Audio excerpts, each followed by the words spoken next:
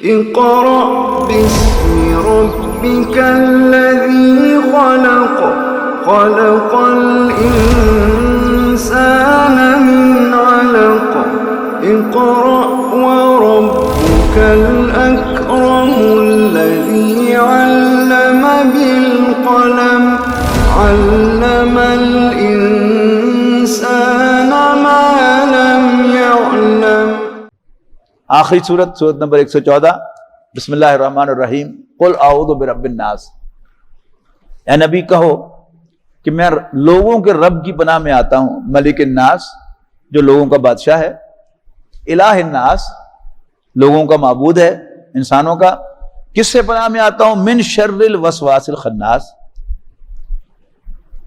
وسوسہ ڈالنے والے کے شر سے، جو وسوسہ ڈال کے چھپ جاتا ہے۔ یہ انسان بھی ہو سکتے ہیں۔ کس میں ڈالتا ہے وسوسہ؟ الذی یوسوس فی صدور الناس، لوگوں کے دلوں میں وسوسہ ڈالتا ہے، من الجنۃ والناس، خواہ وہ جنوں میں سے ہو یا انسانوں میں سے۔ یہ سارا ہمارا میڈیا کیا کر رہا ہے؟ وسوسے پیدا کر رہا ہے۔ اور یہ سارے ہمارے دانشور کیا کر رہے ہیں؟ وسوسے پیدا کر رہے ہیں۔ اور مختلف کارنر سے، یعنی غیر مسلم ہو، مسلمان ہو، لیکن کنفیوز کرنا جو ہے وہ ان کا کام ہے، لوگوں کو وسوسے پیدا کرنا، کنفیوز کرنا، دین کے بارے میں، نبی اکرم صلی اللہ علیہ وسلم کے بارے میں، دین کے احکام کے بارے میں، ایک یہ سارا کا سارا ہوتا ہے۔ تو ان سب سے بھی ہمیں اللہ تعالیٰ کی پناہ طلب کرنی چاہیے۔ اللہ تعالیٰ ہماری حفاظت کرے گا، ہم ایمان پر قائم رہیں گے، اسلام پر قائم رہیں گے، ورنہ ہماری کوئی حیثیت نہیں ہے کہ ہم ان کے سامنے بھی ایسے۔ بارک اللہ لی و لکم فی القرآن العظیم ونفعنی وإیاکم بالآیات والذکر الحکیم۔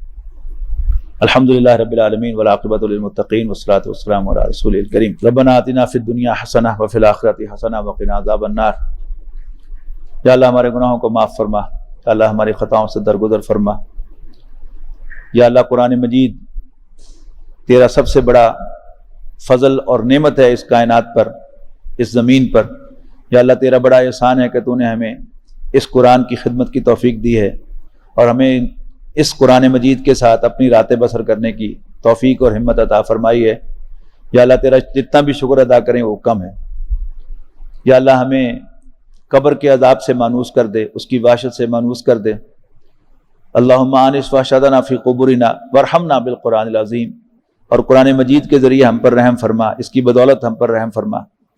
واجعلہ لنا اماما ونورا وہدی ورحمہ، اور اس کو ہمارے لیے روشنی اور رحمت بنا اور ہدایت بنا۔ اللہم ذکرنا منہ ما نسینا، اے اللہ جو کچھ اس میں سے ہمیں بھول گیا ہے وہ یاد دلا دے۔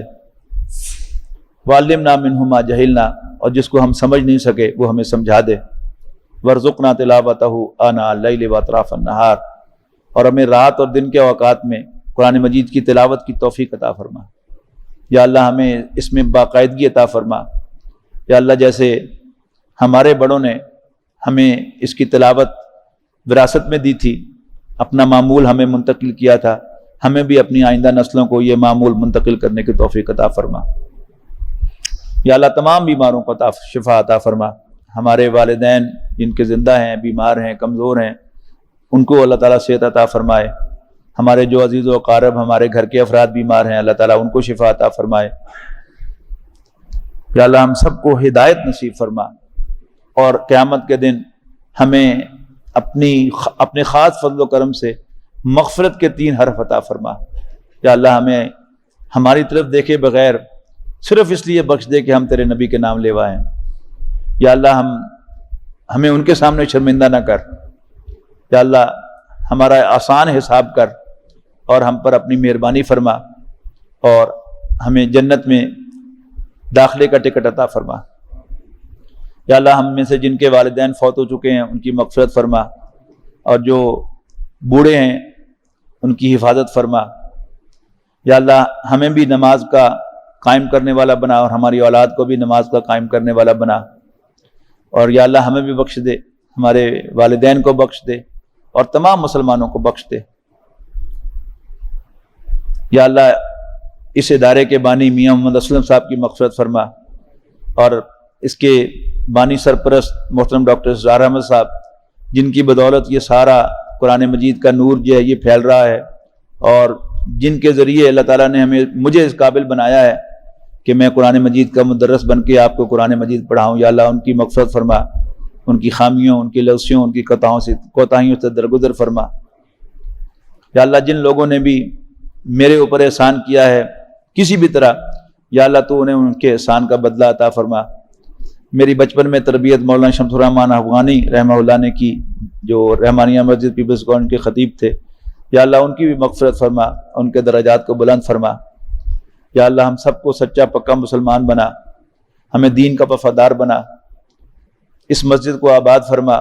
یا اللہ اس کی حفاظت فرما، کرونا سے بھی اس کی حفاظت فرما، اور ہر قسم کے خطرے سے اس کی حفاظت فرما۔ اس کو امن کی جگہ بنا، اس کو دین کے پھیلنے کا ایک منبع بنا۔ یا اللہ قرآن مجید کے نور کی اس کو سورس بنا۔ یا اللہ ہم سب پر رحم فرما، ہم سب کی حفاظت فرما۔ ہمارے نمازیوں میں سے جن لوگوں نے بھی درخواست کیا، خاص طور پر دعا کی، یا اللہ تو جانتا ہے، تو ان کے مسائل کو حل فرما۔ جن گھروں میں پریشانیاں ہیں ان کی پریشانیوں کو دور فرما۔ جہاں ناچاکیاں ہیں بھائی بھائی کے درمیان، باپ بیٹے کے درمیان، بھائی بہن کے درمیان، میاں بیوی کے درمیان، اپنے فضل و کرم سے یا اللہ ان سب کی ناچاکیوں کو دور فرما، ان کے درمیان محبت اور الفت پیدا فرما۔ جن گھروں میں جوان بچیاں بیٹھی ہیں اور وہ ان کی نسبت اور شادی کے لیے پریشان ہیں، یا اللہ غیب سے ان کا بندوبست فرما اور ان کے لیے مناسب رشتے انہیں عطا فرما، تاکہ ان کے والدین یا ان کے بھائی اپنی ذمہ داری سے فارغ ہو سکیں۔ یا اللہ ہم سب کو بخش دے، یا اللہ ہم سب کو بخش دے، یا اللہ ہم سب کو بخش دے۔ ربنا تقبل منا انک انت السمیع العلیم وتب علینا انک انت التواب الرحیم، وصلی اللہ تعالی علی رسولہ خیر خلق محمد وآلہ وصحبہ اجمعین برحمتک یا ارحم الراحمین۔ بہت شکریہ۔ ويشفي صدور قوم مؤمنين وشفاء